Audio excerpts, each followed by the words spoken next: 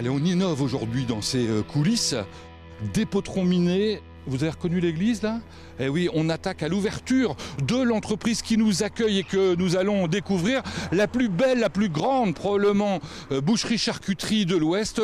C'est signé Michael Douard, c'est lui qui nous accueille. Bonjour Michael. Bonjour Pascal. Et nous sommes chez Tradition Sartoise à Changé. Vous aviez noté probablement, aujourd'hui on fête les... On fête les 20 ans. Les 20 ans. Ça fait 20 ans que vous avez repris ici. Vous étiez combien au début?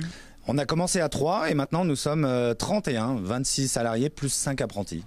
Depuis 5 ans, vous avez continué à collecter les médailles, puisque c'est votre spécialité d'une certaine manière. Quelques-unes glanées ces derniers temps. On a eu le titre de champion de France de boudin blanc, médaille de bronze à Paris au salon d'agriculture pour notre saucisson à l'ail. L'avantage chez nous, c'est que voilà, on fabrique tout et donc avoir des prix sur plusieurs choses, c'est mieux. En l'occurrence, on va découvrir comment c'est fabriqué, évidemment, tout au cours de cette émission, notamment le boudin blanc. Ça, c'est toujours intéressant. C'est une vraie spécialité chez vous. Tout est à base de label rouge. Hein. Toutes les viandes sont à base de label rouge, que ça soit du bœuf blond d'Aquitaine, du porc fermier de la Sarthe, de l'agneau diamandin, du veau bretanin. C'est vraiment du label rouge et du local. Bon, maintenant qu'on sait tout ça, est-ce qu'on peut savoir comment tout ça, ça se répartit? La boucherie, ça correspond à peu près à 30% du volume de ce qu'on fait. La charcuterie, 30%. Le traiteur chaud et froid, tout ce qui est traiteur extérieur, 30%. Et à peu près 10% pour l'épicerie. Bon, l'épicerie, vous avez vu la boutique, elle est absolument magnifique. Vous travaillez maintenant dans un cadre idéal, j'allais dire. Depuis la dernière coulisse que nous avons enregistrée, c'était il y a 5 ans, il y a eu un incendie, tout a été refait. J'ai découvert une terrasse magnifique derrière, et puis alors avec le soleil levant, c'est splendide, ça donne sur un bout du patrimoine de Changé, c'est quoi? C'est ça, c'est l'ancienne forge de la commune où mon grand-père, il avait donné un petit coup de main pour ferrer les chevaux, donc c'est un peu sentimental aussi. J'imagine, oui, parce que combien de générations a changé pour vous? Moi je suis la 16e génération qui habite Changé. Waouh, c'est absolument énorme. Bon, allez, on va découvrir tout ça. La boutique, elle fait combien de mètres de long là? C'est énorme. Elle fait 25 mètres de long la boutique, 125 mètres carrés. Bon, on démarre par quoi? On va démarrer par la livraison, on vient de recevoir la viande. J'y fonce, allez, je repars à l'extérieur. À tout à l'heure.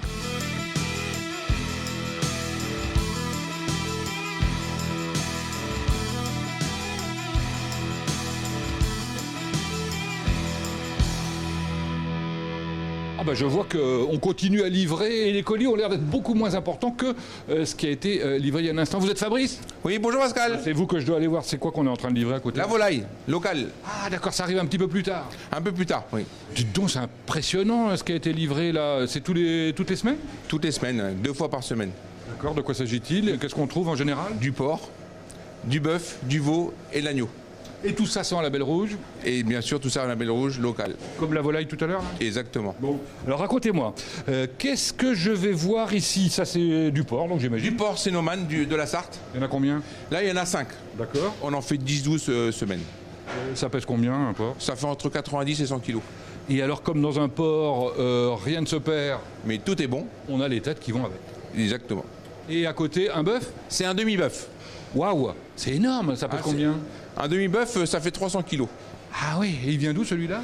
Franche-Champagne. Vous m'expliquez de quoi il s'agit?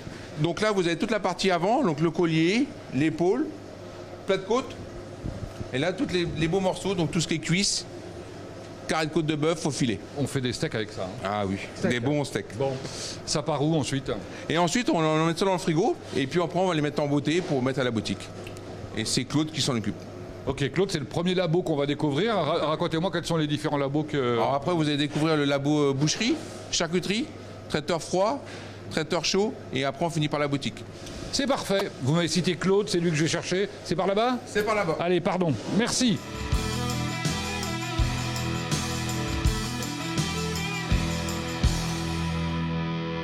Découverte du labo. Oh là, ça bouge ici.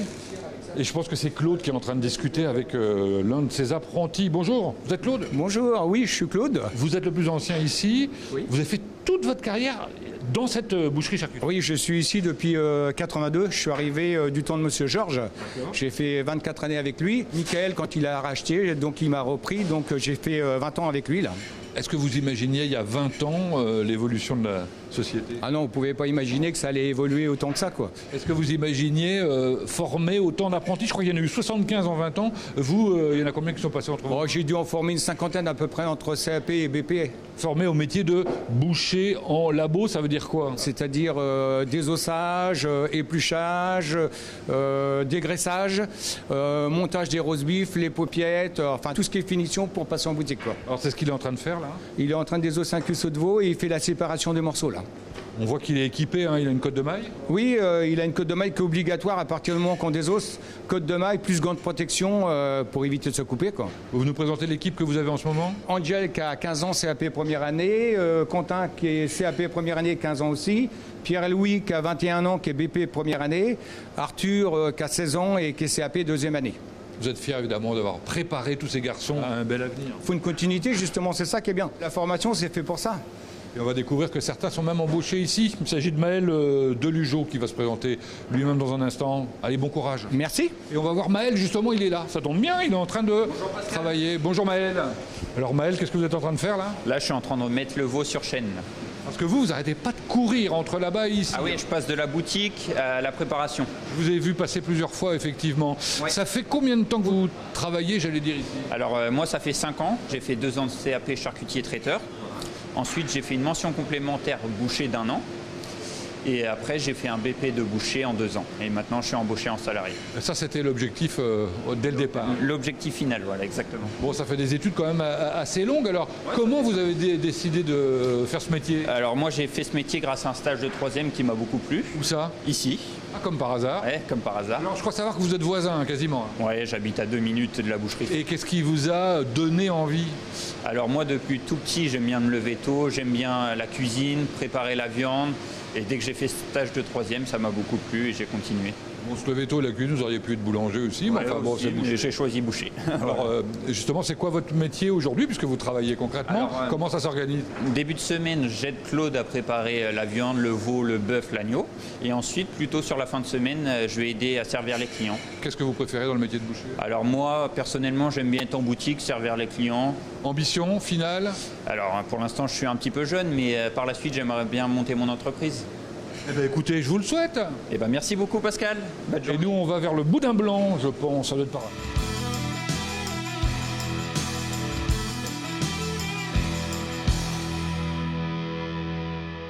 Fabien, je vous embête juste 30 secondes, bonjour. Bonjour. Vous êtes en train de le faire, le boudin blanc là? Oui, c'est ça. Ouh là là, il fallait que je me dépêche. C'est combien de temps pour faire un boudin blanc? Oh, une demi-heure suivant la quantité. Et c'est quoi la quantité? Là, 15 kg de viande et 15 litres de lait.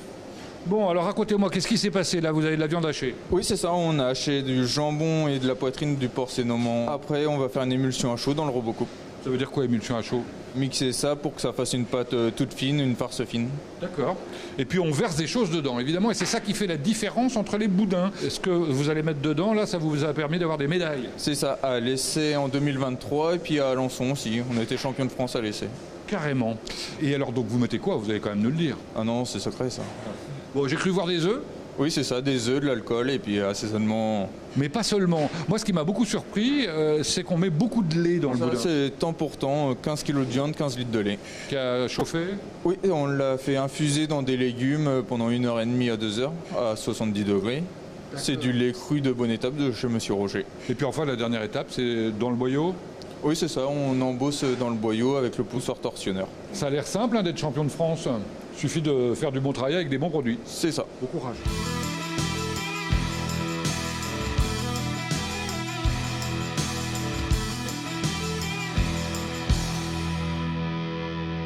Allez, après le boudin blanc, une autre spécialité de la maison ô combien importante, les rillettes. Et c'est Emmanuel le chef, bonjour. Bonjour Pascal. Emmanuel, super charcutier qui nous les a préparés avec amour. Hier soir, voilà. C'est-à-dire, qu'est-ce que vous avez fait hier? Hier, nous avons coupé, on a séparé nos jambons, nos côtes, nos avants. C'est pas n'importe quel cochon. Hein. Les porcs, c'est nommant, Ouais. Bon, de qualité quoi. de très bonne qualité. Donc vous avez découpé. Découpé, on a récupéré tout notre gras, séparé nos viandes, jambon coupé en morceaux, les filets pareil pour faire nos rillettes. Alors, ensuite, que s'est-il passé une fois qu'ils ont été découpés? Une fois que nous avons été découpés, on a incorporé notre gras dans notre vario qui nous sert de cuisson. Le vario, c'est le récipient. Le récipient, voilà. Après, nous incorporons notre viande au fur et à mesure pour faire une cuisson entre en général 12 à 13 heures la nuit. Vous êtes arrivé ce matin, c'était cuit. C'était cuit, voilà. Quelle température? 100 degrés. Ok, et puis après, on va très vite pour les travailler. On va très vite, c'est-à-dire qu'on va retirer notre gras et après battre nos rillettes en laissant plus ou moins des morceaux et des fibres. Alors on les bat avec quoi? Avec une pelle à rillettes comme ceci. Et après, on incorpore du gras pour pouvoir mouler nos pots de rillettes. Mouler, ça veut dire? Mettre en pot directement avec une louche. Et ça, vous faites ça combien de fois par semaine? 3 fois la semaine, 150 kilos. Eh ben on sait tout, c'est génial quand même. Maintenant, il n'y a plus qu'à les déguster. Voilà, Au petit déjeuner? au petit déjeuner, sur un petit bol de café. Oui, ou de chocolat pour ceux qui préfèrent. Allez, merci et bon courage Emmanuel. De rien, merci Pascal.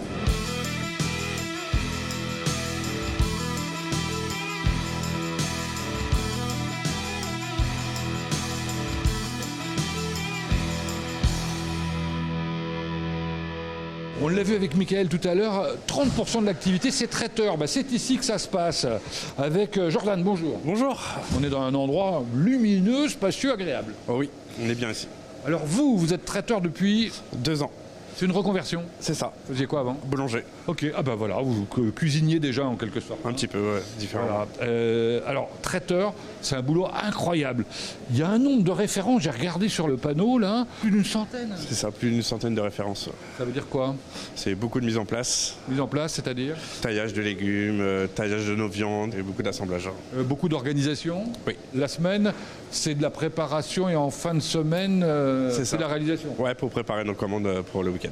Donc, en termes d'horaire, c'est plus dense en fin de semaine qu'en début de semaine? Oui, oui, oui. Vous attaquez tôt le matin, hein 5h30. En effet. Dites-moi avec qui vous travaillez? Alors avec Florian, qui est là depuis plusieurs années. Il y a Brigitte, qui vient nous aider le week-end. Et Johnny, le responsable du labo. Je parlais d'organisation millimétrée. Je crois que vous avez ici un certain nombre de chambres froides. C'est ça, on a notre chambre froide à légumes, chambre froide charcuterie et notre frigo traiteur froid, où on a assemblé tout ce qu'on a préparé au courant de la semaine. Et on a une chambre aussi froide pour le traiteur chaud. C'est quoi ça par exemple? Alors ça, c'est des légumes crus. Ouais. C'est une commande qu'on a eue 40 personnes. Donc on a du radis blanc, des concombres, des tomates, de la carotte. Donc ça, c'est une commande qu'on a assez souvent. Petite commande, il y a 4 plats là. Oui, c'est une petite commande. Oui. D'accord. Vous en faites des très très grosses de temps en temps, par exemple. Oh, ça peut monter jusqu'à 100 personnes. Mais je crois que vous m'avez donné un chiffre qui m'a beaucoup impressionné. C'est de la piémontaise, je crois. Piémontaise, on peut monter à plus de 100 kilos l'été, juste en commande, sans compter le magasin, Pour le week-end. pour le week-end. Incroyable. Bon, là, vous étiez en train de préparer quoi? Du tartare saumon. Ok. Saumon fumé ici. Saumon fumé ici. Ben, on va découvrir justement comment on le fume, ce saumon. Bon courage, Jordan.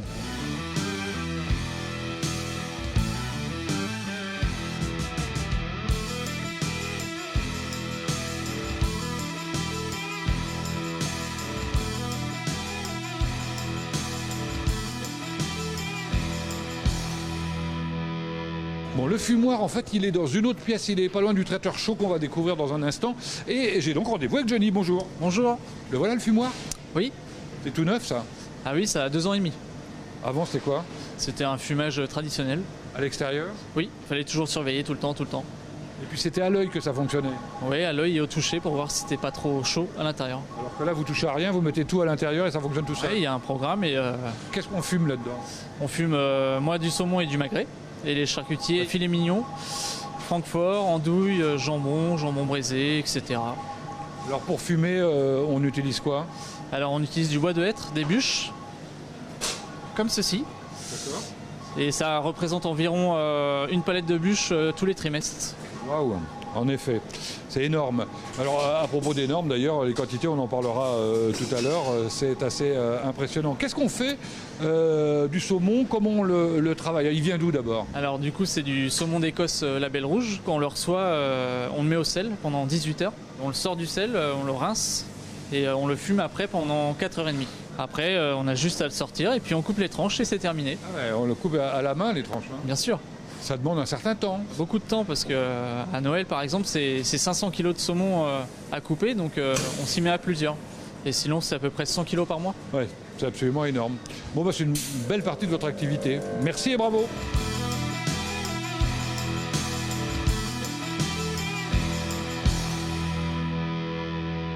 J'ai qu'à faire 3 pas pour aller vers Aurélien, bonjour. Bonjour Pascal. Bon, Aurélien, où sommes-nous?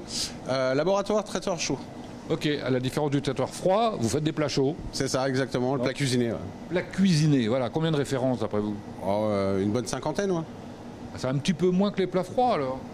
C'est pas pareil, c'est différent. Ouais. Alors plat cuisiné, qu'est-ce qui marche fort en ce moment par exemple? Marmite sartoise, le couscous, et puis après il y a la tartiflette, cassoulet, paella. Marmite sartoise dans des proportions importantes quand même. Hein. Ah là, cette semaine, 250 personnes. Ouais. En 2 mots, rappelez-nous de quoi il s'agit. Alors ça va être poulet, lapin, choux, champignons, carottes, et avec une sauce au genièvre. Ça donne envie hein, quand même. Vous faites aussi un peu de plats sucrés, je crois. Un petit peu de dessert simple pour les buffets froids essentiellement. Ouais.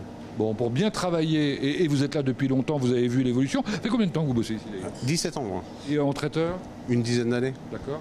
Je parlais d'évolution, c'est technologique notamment. Je vois que vous êtes aujourd'hui superbement équipé. Non, c'est bien, on a 3 fours 20 niveaux, aussi bien vapeur que poêlage, sur des chariots à roulettes, donc non, c'est bien.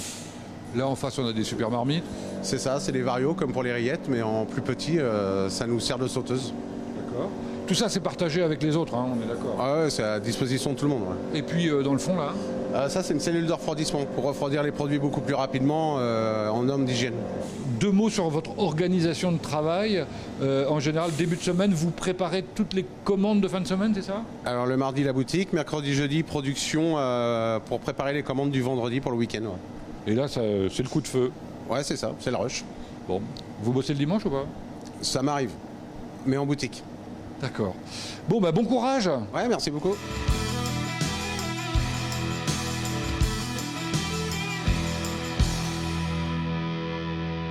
Ah, nous y voici enfin dans cette magnifique boutique. Qu'est-ce que c'est spacieux maintenant que ça a été refait. On m'a dit que j'avais rendez-vous avec Jean-Claude. Est-ce que c'est vous? Oui.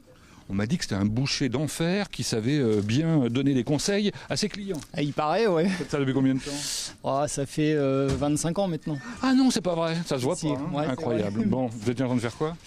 J'étais en train de préparer des moelleux de volaille. Oui, parce que vous préparez devant les clients aussi. Hein. Aussi, ouais. Mais il y a beaucoup de choses qui sont faites déjà en amont. Hein, Alors justement, découvrons un peu rapidement ce que vous proposez. Vous êtes le spécialiste de la volaille, c'est ça? C'est ça, oui. Toute la partie volaille. Donc c'est moi qui fais l'étalage le matin. Qu'est-ce qu'on y trouve là, par exemple? Cuisse de poulet, cordon bleu, milanaise, carré savoyard, une petite partie à bas, des émincés. D'accord. Bon, voilà, la grande ligne est là. Hein. Bon, continuons la découverte. C'est une vitrine réfrigérée pour les steaks, c'est ça? C'est ça, exactement. Pour les viandes courtes, les viandes longues. Donc, ça veut dire quoi, viande courte, viande longue?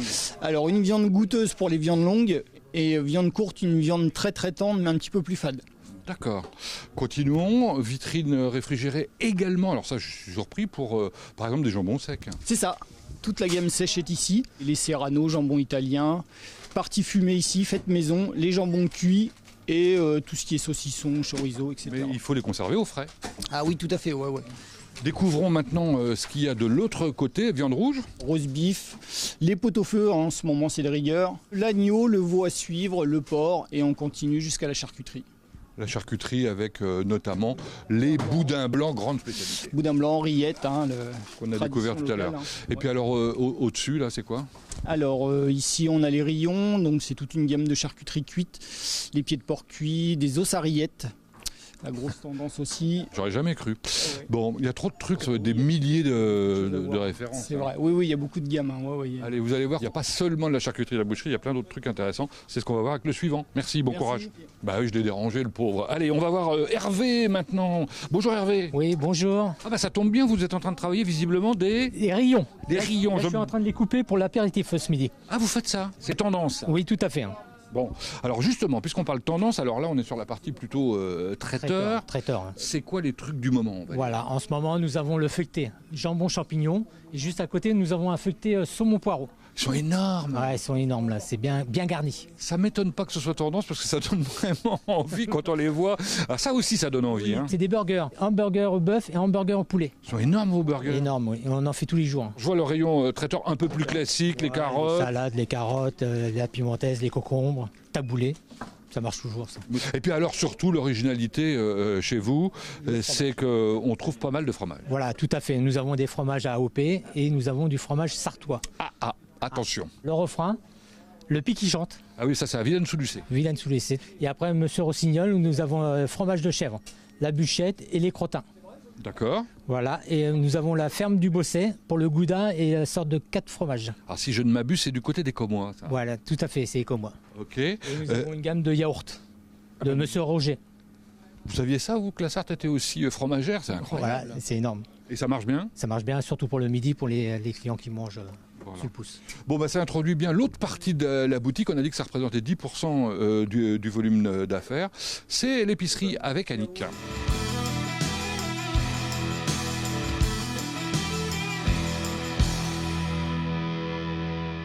Au bout de la boutique, que trouve-t-on? Ou plus précisément, qui trouve-t-on? Annick, bonjour. Bonjour. Annick, qui, on peut le dire, est la plus ancienne employée ici? Tout à fait, oui. Vous êtes là depuis quand? C'est avec Mickaël, il y a 20 ans. Ah, carrément. Donc vous avez commencé dans une toute petite boutique et il n'y avait pas d'épicerie? Pas du tout, non. Non, on a commencé petit à petit à grandir et voilà. Et aujourd'hui, elle est magnifique, elle est immense et elle propose surtout des produits qu'on ne trouve pas ailleurs. Tout à fait. On va trouver beaucoup de produits locaux, style Maison de Rance. Sucré, donc ça c'est du sablé. Sucré, voilà. Maison Hubertolet, Maison Nicolas Douard. Nicolas Douard qui fait des confitures derrière vous. Également des confitures, un très grand choix de confitures. Voilà. Et puis alors là, je vois de la pierre de tuffeau et de la pierre de roussard. Ce ne sont pas des pierres, hein, on est d'accord? Non, tout à fait. Des bons petits biscuits sablés et qui viennent de Saint-Rémy de Sillé. Ok, bon alors on voit qu'il y a une cave magnifique, on ne peut pas détailler parce qu'on n'a pas le droit en télévision. On peut évoquer les coffrets de bière. On travaille avec la maison Joli Cœur de Ligny-en-Blain. Alors puisqu'on parle coffret, ça c'est ce dont vous vous occupez particulièrement, il y a tout un ensemble de coffrets qui est proposé aux clients et qui propose à la fois du sucré et du salé? Mélangé, sucré-salé ou que salé, à tout budget. Pour faire quoi? Pour les offrir? Pour offrir. Quelqu'un qui est invité ou un anniversaire. Et alors la particularité, c'est que je viens vous voir, je vous dis j'ai besoin d'un coffret pour faire plaisir à quelqu'un et vous me le constituez. Je vous le constitue en direct. Vous choisissez, je vous conseille tel ou tel produit. Si ça ne va pas, je vous le fais en direct. Il n'y a pas de souci. Là, vous êtes en préparation de ceux de Noël, j'imagine. Tout à fait, oui. On y pense. On va trouver le foie gras, le pain d'épices et le chocolat de Noël. Eh ben, voilà qui est sympathique et surtout avec votre sourire, on a envie de tout acheter. Hein. Allez, bon courage, merci. On va voir Mickaël.